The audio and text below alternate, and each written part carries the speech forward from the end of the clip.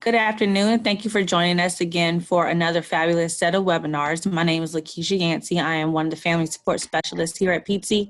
I am happy to reintroduce Daryl Williams. He is here to do the second part of our For Dads and Men Only webinar series. Today we're going to talk about empowering superhero dads and giving you skills that you can use to help empower your children and be more active in their education.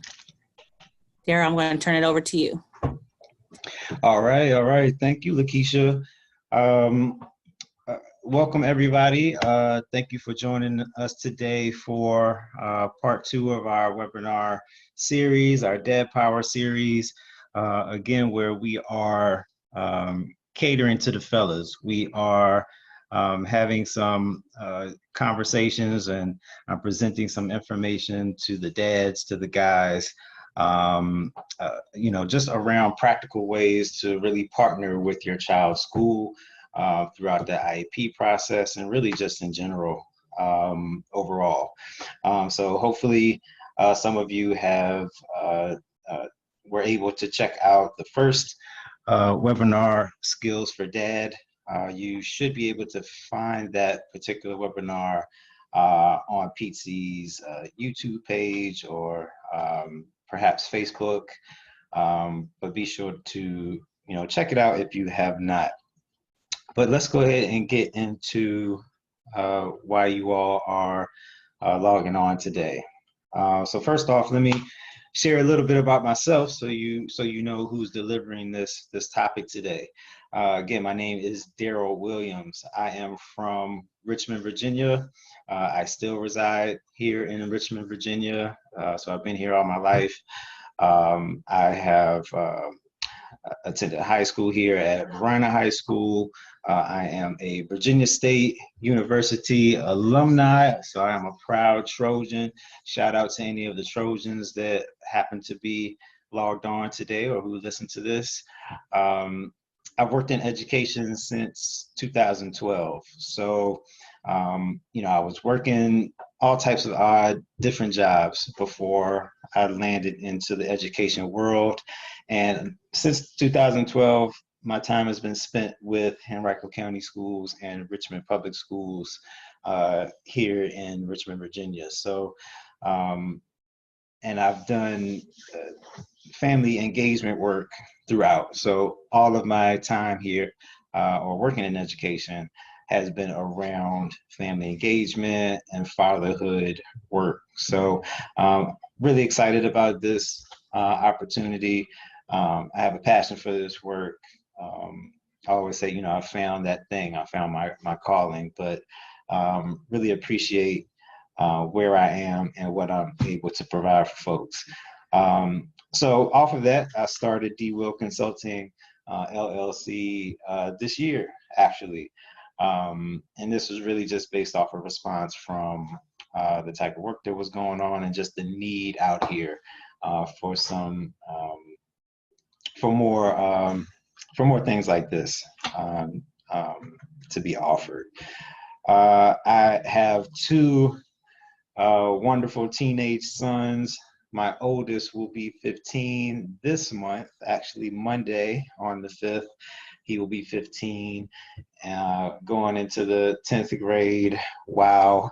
And I have a 13-year-old. He just turned 13 in June, going into the 8th grade. So it's just been amazing to watch these 2 guys grow. From little, from babies to now, and just the whole journey of fatherhood. Just shout out to all the fathers out there. It's not an easy job. There's not always a solid roadmap on how to do this stuff, but that's why we're providing this support today, and throughout. So hopefully you all feel the support and will roll with me throughout the series. But so that's a little bit about me. And another thing I want to mention, and I always like to mention before I get into content and so forth, I'm not perfect. Let's just be clear. and upfront with that. I'm not perfect. I don't know everything. I'm still learning every day. I learn from you all, honestly. You know, when I do these things and I'm talking to guys or I'm talking to families, you know, I learn from people every day. So and I learn from my experiences. So, hey, I don't do everything right. I don't know anybody that does, but I'm comfortable in knowing that I'm not perfect, but I want to put that out there. So because I do fatherhood type of work, I want to be clear that I'm by far a perfect dad myself. Still have a lot to that I can improve on. But you know, I'm in the fight with you guys and trying to be better. So, you know, let's get into this today. We're going to discuss. Really, this is all around DAD and the IEP meeting. Okay, IEP, the Individualized Education Plan for your child if you have a child with special abilities, right? I got that from a friend of mine who said he does not like to say disabilities. So I'm trying to honor that sentiment. So, so this is around your involvement, guys. So we'll talk about the barriers that are in place. We'll talk about transition planning. We'll talk about you as a key player in the game. You know, you matter. You absolutely matter in this whole process. And then just hopefully give you some encouragements, you know, to help you along the way. And again, keeping in mind, you know, this is all for the benefit of your child, your children. And it some of the things that we talk about, it may take you out of your comfort zone, but know why you're doing it. And it's for your kids. So let's move forward. So look, you know, what are the barriers? You know, there, and oh, by the way, just for before I even get into that, there is a chat window here, so you guys can you can type messages. I can see the messages throughout. If that is something that you want to do. So if you have questions along the way, you just have comments. If you want to just say, hey, this is awesome, you can do that throughout the webinar. So you should see a function where you can chat. As a matter of fact, I'll just do a test just to throw that out there. Hopefully you can see it. But in any event, barriers. I know we have some folks on. I don't know if you want to chime in as to what the barriers are, what you think barriers are, but what are the barriers that get in the way of DAD being at the IEP meeting or being more involved with that whole process? And I'll give a little context. And you know, from working in the school divisions, from talking to colleagues who work in this world, you normally see that mom is coming to the IEP meeting. Mom is at the school more often. She's more visible. There are many times where the IEP meeting may be the first time anyone has met DAD or seen DAD. Not all the time, but there are a good number of those instances that occur. Or maybe he's on the telephone, but you've never met DAD. So there are some barriers, you know, that we will get into. So let's talk about some of those barriers or some of those villains that are getting in the way of you being the superhero dad that you are, right? So number one, let's just name the fact that the process can be intimidating. The IEP process by far can be intimidating. It's a lot of information. It's a lot to process coming into the door, a lot of jargon and information that you just might not understand. So that in itself is a lot to process. You're talking about your child's education and transitioning and just being a productive citizen and so forth. It's a whole, it's an intimidating process. And sometimes you feel like it's 30 people against one, throughout. There could be a lack of trust between the family and the school, or you and the school. Mom may be on board, but maybe you have a lack of trust, or vice versa, or maybe you both have lack of trust for some reason. It could have been anything that maybe set you off or gave you a red flag, but that lack of trust could be there. Denial could be one. Denying the fact, or denying that your child may be struggling in some areas, but that's the purpose of an IEP process, is not necessarily intended to flag your child with a disability, but we want really to go through the proper process of identifying it in partnership with you. Difference in opinion between spouses, that is very prevalent. Mom and dad not necessarily agreeing with what's going on, coming into the IEP process with preconceived notions and so forth, are barriers to the process. And really lack of knowledge or understanding of the process. Has it been properly explained to you? Do you understand the terminology and the jargon that is being used in the reports that you receive and during the meetings? Are you asking the right questions? These things here are real issues that could prevent dad from being a true part of the process. But we hope, maybe after today, that you guys will have a few things for your school box. It's not your toolbox in my world; it's your school box. But hopefully these things will help you out. All right. Okay. All right. What we know.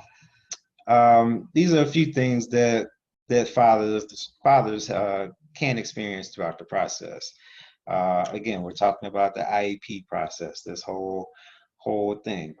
Fathers can feel a sense of loneliness and isolation, that it's all you, or that maybe you're the only one that doesn't understand the process. It could be that, everyone else kind of gets it, but you are over here on your island feeling some kind of way.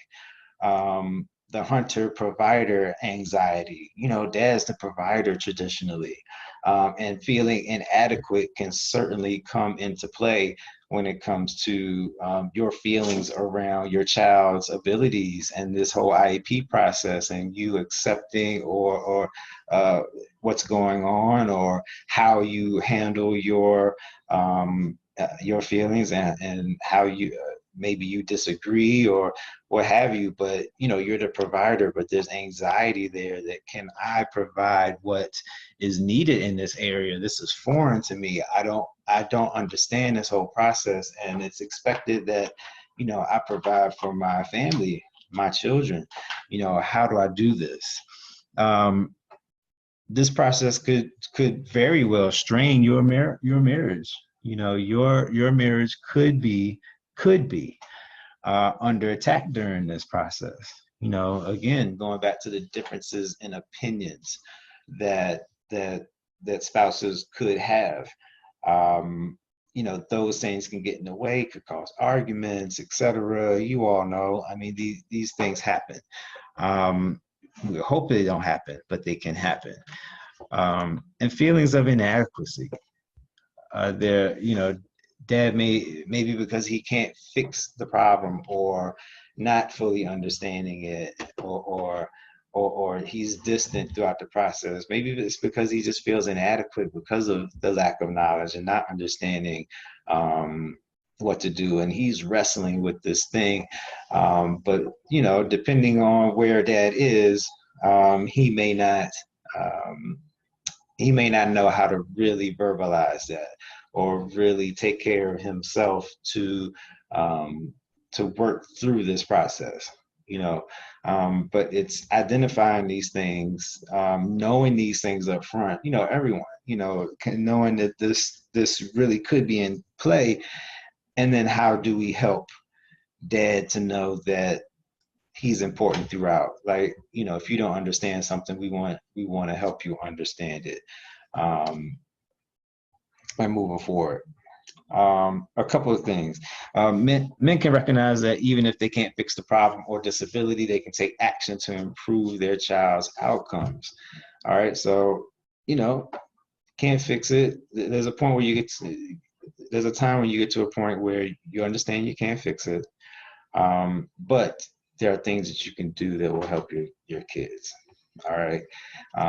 But it's knowing that. All right. You may not be able to fix this thing. All right. But what I can do is show up to the IEP meeting. What I can do is ask questions. What I can do is make sure that I'm clear in explaining the things that I know about my child that would benefit the teachers and folks in the school, in order to help my child's outcomes. Those things you can do. Do the things that you can control throughout the process. Some things you just can't control, and you just have to give those to another power, or another source, and trust the process, and just know that you're doing the best that you can do. But those things can help improve your child's outcomes. Fathers want information about their child's condition and development. You know, what can be done? You know, what services are available? Fathers really do want to be in the loop and know. It's just, are they comfortable with the process? Is it intimidating? Going back to just the school-home relationship in general, you know, is dad even comfortable coming to the school anyway? You know, regardless, let's remove the IEP process out of the equation totally. Is the man even comfortable coming to the school, period? You know, it has that relationship informed. Is he comfortable there? Is it welcoming? All of those things matter too. There are things that, you know, the school has to do as well, but, you know, also, you know, dad, there's some ways that you can go about partnering with the school. So consider this. Schools and families must be partners throughout this process. It's an absolute must. Recent story. Talked to a colleague of mine where she works on the school side, but she is involved in these meetings, IEP meetings. She's in school. She's a school social worker. So she's in these meetings. But in any event, there was a father who, from the gate, from the beginning of the process, he was angry and lashing out and defensive. I mean, from the jump. I mean, first words out of his mouth was, "There's nothing wrong with my child. You're not going to identify him or label him," you know, et cetera. It was that type of a vibe. And this is the first interaction that he's had with the school. And he was on the phone, which adds another layer to it. I believe mom was actually at the school. But at the end of the process, during that time, it took my colleague, she, you know, picked up the phone, talked to the gentleman privately, and was able to get him to calm down. At the end of the meeting, you know, and she was able to explain some things to him to help, you know, to clarify some things. She was very transparent about his rights and things of that nature, and that at the end of the day, they didn't have to sign anything that day. This is just the process, and we're just having a conversation. So he understood that, moved forward, and the meeting was productive from that point on. But it took But his approach is the point, and how the school handled it. So his approach was really wrong, honestly. That's not the partnership mentality. You want to come into the school with a partnership mentality. It's not what are you people doing in here? Don't label my child, et cetera, et cetera. It is, let's come into the building open-minded, ask questions, but but be open. Um, come with a peaceful mindset, but a solution-oriented mindset, one where you just want to work with the school. You want to identify your allies. You want to develop allies, and you're not going to do it if you come in with a negative attitude about it. Ensure reports are sent 2 days prior to your IEP meetings. That's your right. Make sure that you are getting what you need so you understand the process, because you may be on the phone. You may not be able to be there, like that story I mentioned, which is fine. You may be on the conference call, but you need a copy of the report in order to understand everything that's going on. So if you are on the phone, but you don't have anything in front of you, and everyone in the meeting at the school has documents and paperwork in front of them, it's not going to give you the same context. For the meeting, it's going to be a little more difficult for you to follow what's going on. You're more so trusting on the folks, whether it's your wife or whomever that you have there, to deal with that piece. But it's just as important for you to have that, even if you're not there, and it's your right to have it. But you all make sure that you're doing that. Ask for stories and examples of student work in addition to test scores. Everything shouldn't just be quantitative data or just numbers and scores. You also want to look at the whole body of work from your child, and ask the teacher for specific stories about your child, what's going on. You may get a lot more out of that than just looking at test scores. Also consider asking questions about any of the language or jargon that you don't understand. That is super important. And don't be afraid, and don't ever feel like you're not, that you don't want to seem smart, or rather that you don't want to seem dumb by asking questions. Hey, fellas, it's quite all right. If you don't know, you don't know. And the only way to find out is if you ask questions. Maybe it's even beneficial if you ask for a sheet with definitions on it. School can provide you with those things if you ask. But they may not think to give it to you. But if you ask and say, hey, I really don't understand a lot of the language in here. Do you have anything that will break down the definitions of some of these key words? Or could you go through this now and maybe, help me understand what this term means? Or, write these things down. Come to the meeting with a pad and paper, or a little notebook and a pen. Or if you don't have one, ask for one when you get there so you can jot down any questions or anything you don't understand while you're there. There shouldn't be any pressure for you to do or sign anything that day. It's a conversation. It's a starting point, perhaps, and you want to make sure you understand the full process. So let's get into talking about transition planning. I'm just going to check this chat box while I'm thinking about it. I don't think anybody said anything so far to me. No, okay. So transition planning. So transition plan is the section of the IEP that outlines the goals and services for the student. And transition is, look, it's transitioning from grade level to grade level, but it's also the greater transition planning is really transitioning from high school or to college or into the working world. How does your child transition into life outside of school? So it's based on individual needs, strengths, skills, and interests of your student. It's used to identify and develop goals which need to be accomplished during the school year. uh, to assist the student in meeting his post-high school goals. Again, so going back to, post-high school, what's going to happen after that? Is your child going to go to higher education or go into the working world, living on his or her own, etc.?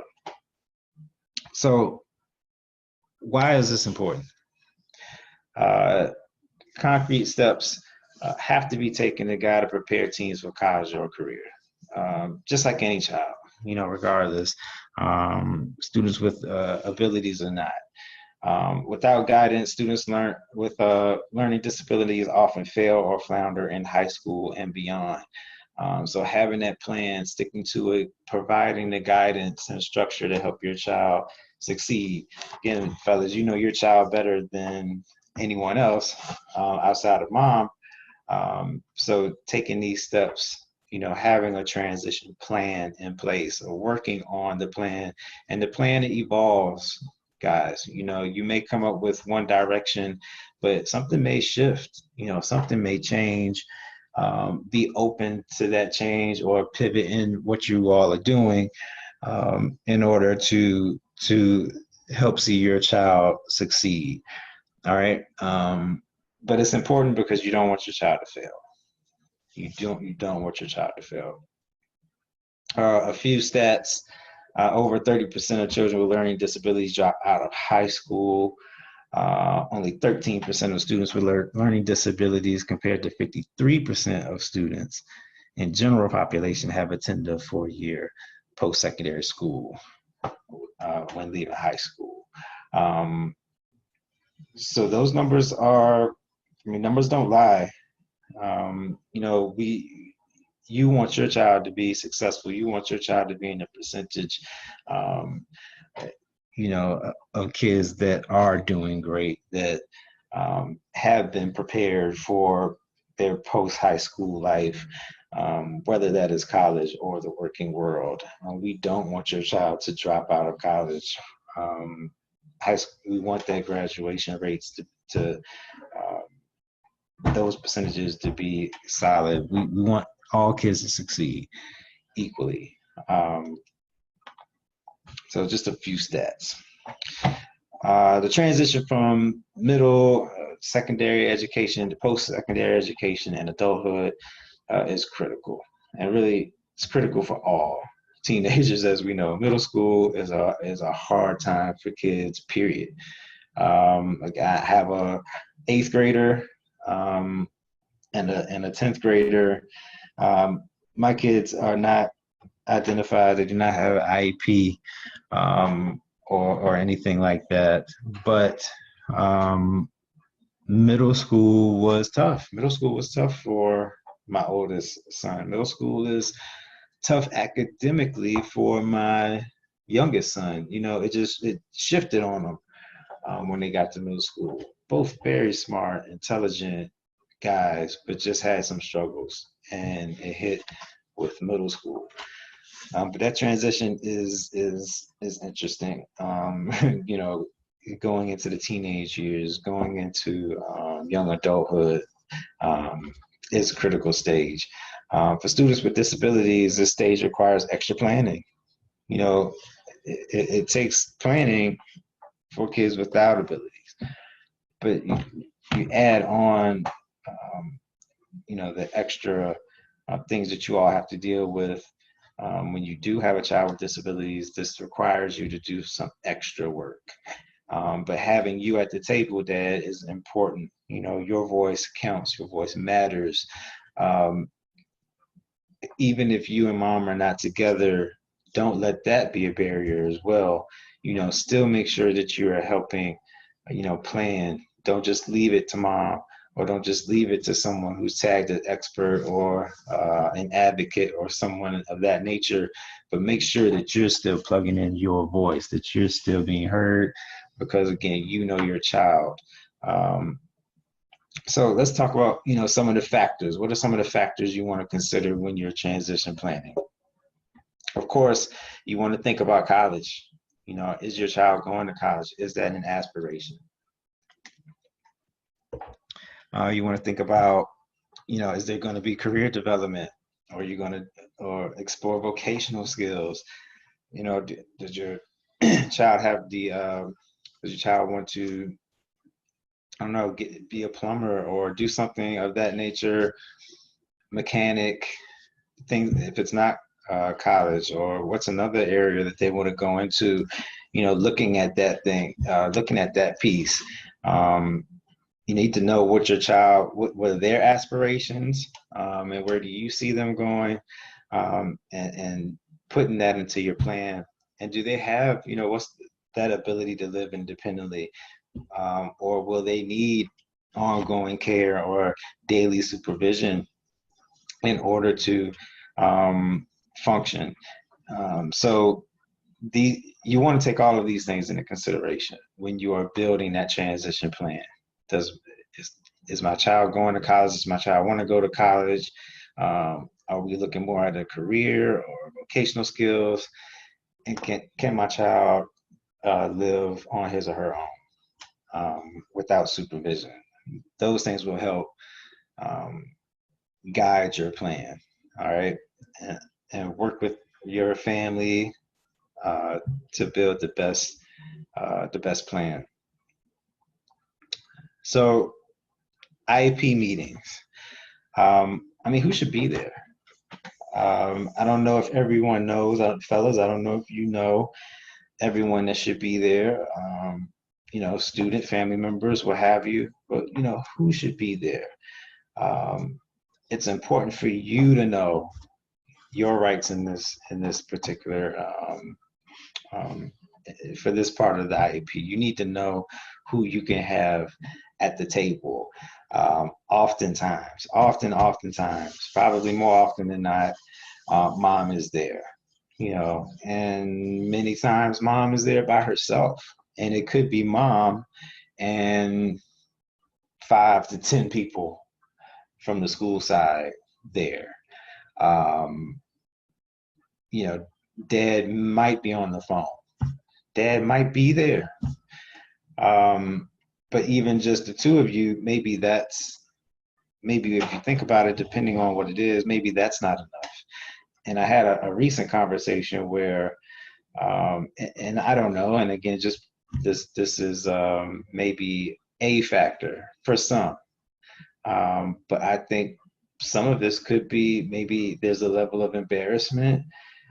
Maybe mom doesn't want to, or the family doesn't want to invite others to the IEP meeting because you don't want people to know about what's going on. So the more people you invite to the table, the more people know about what is going on with you and your child. You know, I don't know if that's a barrier or an issue for a lot of people, but I do think it comes into play for some folks. But you want to have the right people there. You want to make sure that you know that you can have more people there. So for an IEP meeting, of course, the parents or the family members would be there. At least one of the students' regular education teachers, one of the students' special education teachers or providers should be there. A school district representative should be there. You want to have an expert who can interpret the results from any evaluations. So that person more than likely is someone from the school anyway. So the teacher or someone from the school that can really break down the results and explain them to you all. Guys, you can have an advocate there who knows the student or has some type of special expertise around special education and the IEP process. You know, you can invite that person. You don't have to have an advocate there and or another person there, and that person doesn't have to be related. I mean, anything like that. I mean, but you can have. There are folks out here who specifically are out here working on behalf of families to ensure that your rights are known and that you are being paid attention to, and that your child is being properly served throughout their time in school.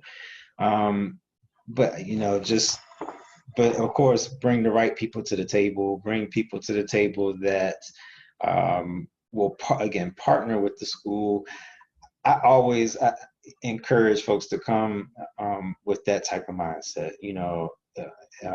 Don't bring the drama. Don't come in the door angry and riled up and lashing out against people who are working there.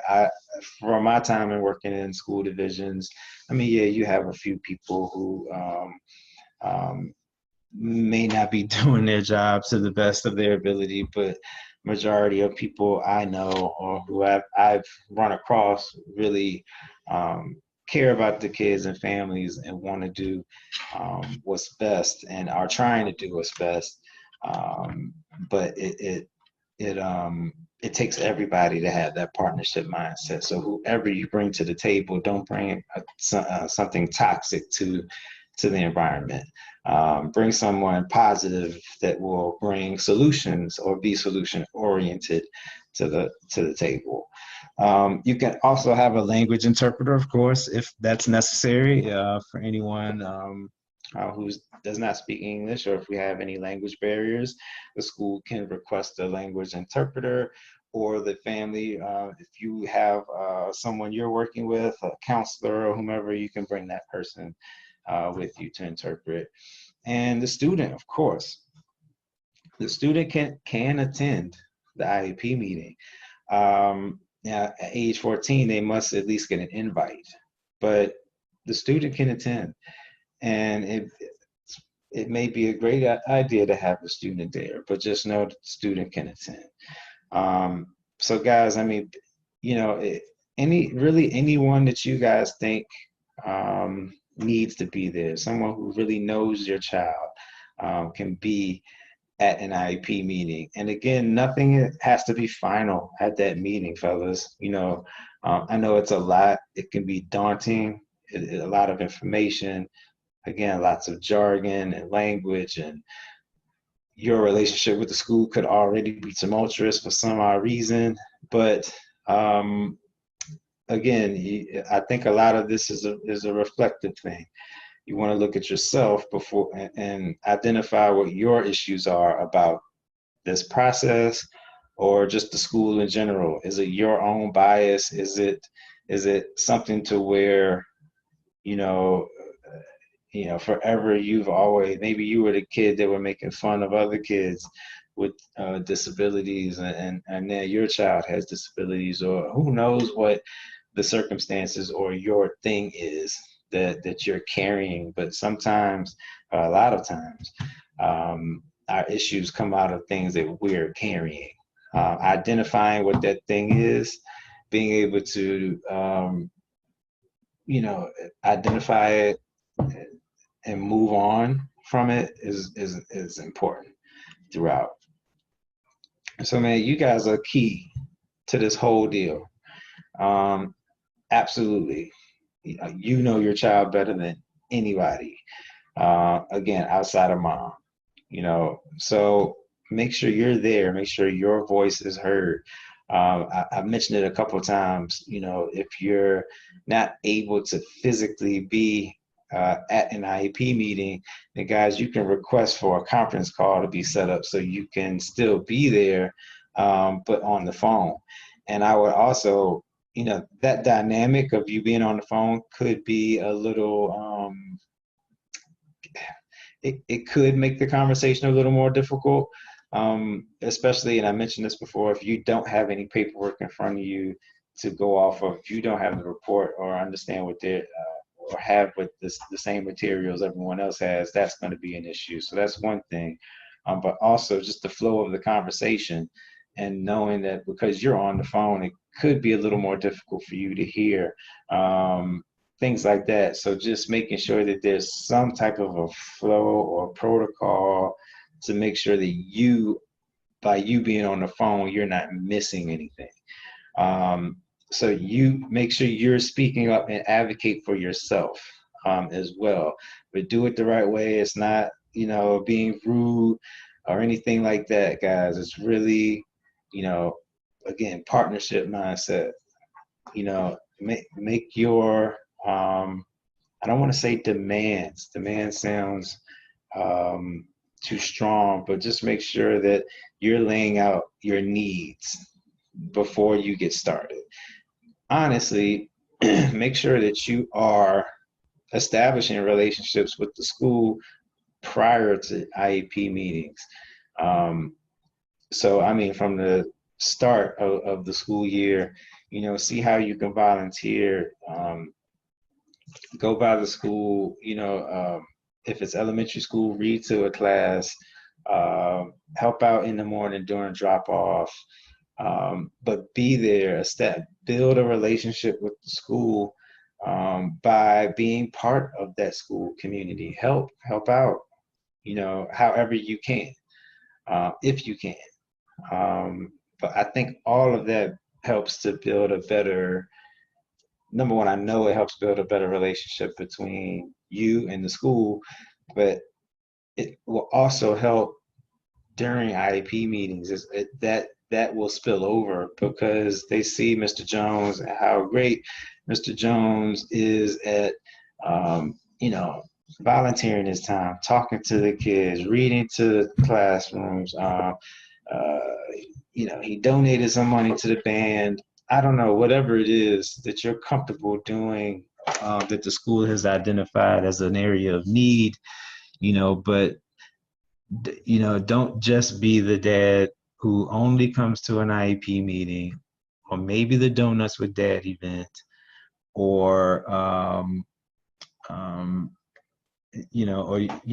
the only time we see you is the IEP meeting when you're mad about even having to be there for an IEP meeting. We got to change our mindset, guys, in order to make the process work. So you can contribute information about your child's life outside of school that we don't know during this process, that we don't have a clue that is valuable during this evaluation process, just to tailor make your child's learning experience through the IEP process. That's really what it is. You're trying to tailor make your child's learning experience so they can be successful. It's important to include your teenager in these discussions. At that point, again, you're moving towards independency, or you're trying to through these transition plans and IEP meetings. So you want to encourage them. You want to encourage him or her to be their own advocate. That's important. For all of our kids, teaching them how to advocate for themselves in the proper way, and to be at the table is important. But guys, you're key to all of this stuff. Just some encouragements for you. Just a few things, 10 things. And this came from Tony Dungy and All Pro Dads, I believe. But one, you'll make sacrifices. As a dad, you're going to do that. Any parent, you're going to do that. For dad, you're going to make some sacrifices through this process. You might feel hurt. This could be, it might be your first experience going through this, and maybe you're just hurt at the fact that you never thought your child would be identified with an ability. But here you are at the IEP meeting, and that could be hurtful for you. There may be strengths to this whole thing. You know what I mean? There may be some strengths out of this. Siblings,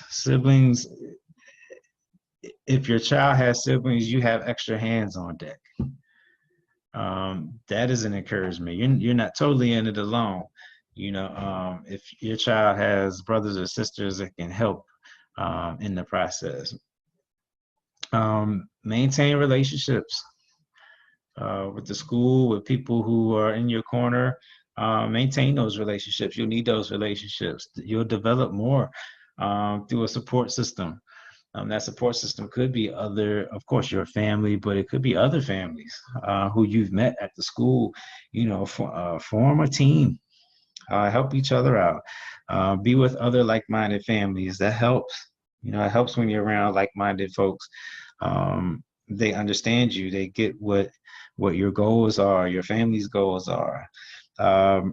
Marriage unity is vital. Hold your marriage together, y'all. Do what you can to keep it together during this process. It's stressful.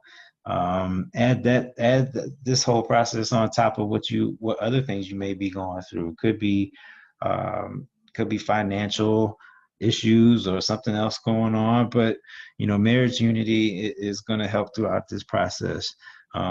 Show your kids how to overcome. Show people how to overcome. Your story may help the next family or the next person to get through something difficult such as this. So show people how to overcome. And last but not least, enjoy your life. Just enjoy your life. Life is short. There's a lot going on out here in the world nowadays, but you all take the time to enjoy your life, enjoy your children, help them enjoy life, because that's important. We only get one. So enjoy the one that we have, and just live your best life,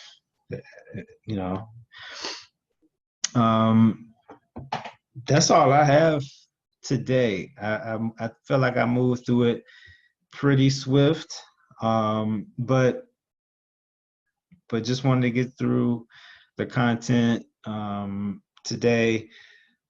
Didn't have a lot of questions or anything today, so just moving through information. But if you want to contact me, you can reach me by email at dwillconsultingllc@outlook.com, or you can reach me by phone 804-677-5384. I just want to thank again Pizzi for the opportunity to do this, or the platform, along with VDOE. Thank both organizations just for providing this platform for men, for guys to, I think get so much deserved and needed attention and support, throughout this journey, as a dad. So I just appreciate those organizations for allowing us at D-Will Consulting to do this. Looking forward to continue on. We will have another webinar coming up on next Saturday, next Friday, August the 9th at 12 o'clock. And that one is Dad the Protector. And we will go over some 5 protective factors that guys need to keep in mind to help their kids be successful. So again, just want to thank you all. I want to thank Lakeisha again for helping me out with the technical assistance today. She has been awesome. I want to thank Tina Norris for helping me out with this process. And so just reach out, and looking forward to being with you guys again on August 9th. So thank you guys. Have a great weekend. Connect with people, guys. Connect with other guys that build your network. Connect with other guys, build your network, but partner with that school, fellas. That's the overall theme here. Partner with your school, and go into it with the right attitude. Things will work out. All right. But I appreciate you guys, and have a great weekend. Thanks, Lakeisha. Thank you so much, Daryl. That was amazing. From the PT side, I can say that we really do appreciate when we get fathers who are engaged in our trainings and our workshops, because we do notice that it is typically mothers who are there.